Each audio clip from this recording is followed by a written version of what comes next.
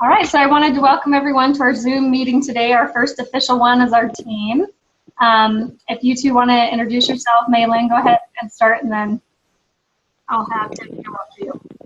I'm Maylin Murdoch. I don't know what else you want me to say. Tell us, what you liked about the health challenge. That can be something you can.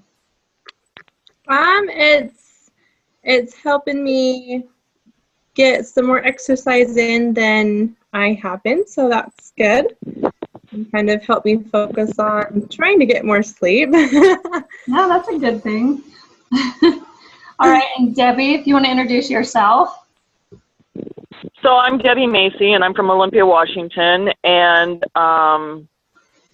I have appreciated mostly about the challenge that it just gets me to focus on some things that I could certainly learn to improve on, and I've really set some goals for the challenge, multiple goals, and I've really been working hard on them, so I've appreciated that it helps me to get that focus.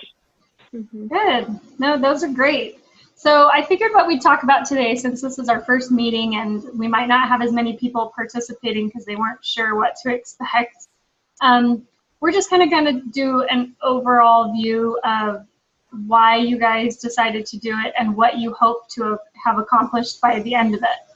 So for me, I did this because I'm health coaching and I wanted to help people that I'm currently coaching, and also to keep myself on track. That's also a big thing.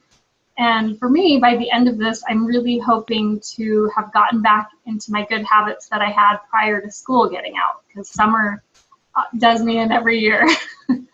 So those are the things I'm looking forward to with this challenge. So Debbie, what are some things that you're looking forward to? Well, making better choices is probably my first one. I did have a goal coming into this of losing weight. That really hasn't been happening. I've just been maintaining, but that's okay. I'm still really happy with, where I'm at, because I am establishing some really good habits and breaking some bad habits, and I'm really happy about that. If by the end of this challenge I was back going regularly to the gym, I'd be ecstatic, because really that is something that I really want to have happen, and it hasn't happened so far. No, that's a good one. Maylin, how about you? I wanted to do it because just to help me stay more focused, and I want to lose a little bit more weight, and this is helping me do it and make better choices, and so that's why I'm doing it. Okay, and I know not all of us have done the ebook reading for today, but he talks about, in that brief little 2-paragraph thing, that it's all about our daily choices, like you guys have talked about. So if you guys were going to give some people some of your hints on how you do that, what are the best ways you guys find to really keep yourself on track with those daily habits and things that you're hoping you can take with you even after the challenge is over?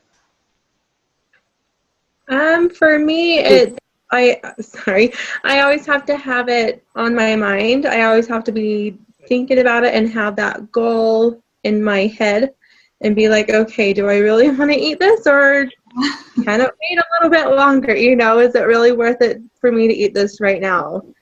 And so, yeah, it's just always on my mind. I always have to be thinking about it. That's good. Debbie, how about you? Well, I would agree with that. So I talk to myself constantly, and I'm either talking myself into doing something or talking myself out of doing something, and I just do that all day long. No, that's probably the best way we do it, right? Is we have to and have you guys do you guys remember reading about the Stop, Challenge, Choose yet? Where you kind of have to stop yourself and you have to challenge yourself. Why am I wanting to make this choice? And then you make the choice, choose. Am I going to do the good habit, or am I going to go with what's been tempting me over here? And that's probably, whether we're at our goal weight or our goal health or not, that's going to be something I think people have to do every day, forever and ever. But once it becomes habit, then it doesn't have to be as difficult as a choice. But it is always a choice. So I'm trying to remember what I was going to ask you guys next. So I guess for what we want to do with future meetings as a team, since I have just 2 of you on here, what's something you guys are looking at for the future? What are some things that you guys think as a team we could work on and hopefully help each other stay motivated with. Debbie, what's something you think we could work on as a team? Boy, I can't think of anything. I really enjoy being on the team page. In fact, I leave the challenge page as quick as I can and go to the team page because I want to see what everybody's posting. And even though I don't know anybody that's on it, well, I know 2 people on it. Even though I don't know people, I still enjoy reading my team stuff, maybe because I see the names recurring all the time, and so I sort of feel like I've gotten familiar with them. So I really enjoy going to that team page and seeing what people are writing. So I hope people are writing stuff, and I hope they know that people do read what they write, because I do. I scroll down to the bottom of my page and scroll up to see what everybody's written for the day in case I've missed anything. So I have a lot of fun being on the team, and it's been fun participating. Like I can't think of anything that I would say needs changed. Okay, that's great. Maylin, how about you? I would have to agree. I do. I also like going on the team page and seeing what other people, like what they're having problems with, and then, you know, we'll give them encouragement or vice versa. And I love that. I love that about our team, how we're just communicating, and I think it's great. Honestly, I have been blown away with how great you guys have been, because for me, I'm not always able to get on there more than once a day, but I look forward to it too. And I know it's helped a lot of people, because the thing I think I want to avoid, especially with this challenge, is anyone walking away from one of their days feeling completely discouraged and like, I'm going to give up, it's not worth it. Because really in the long run, what I wanted from this challenge is for people to get healthier and to learn some good habits. Even if you didn't end up hitting that goal you wanted to in 6 weeks, at least you're on your way there.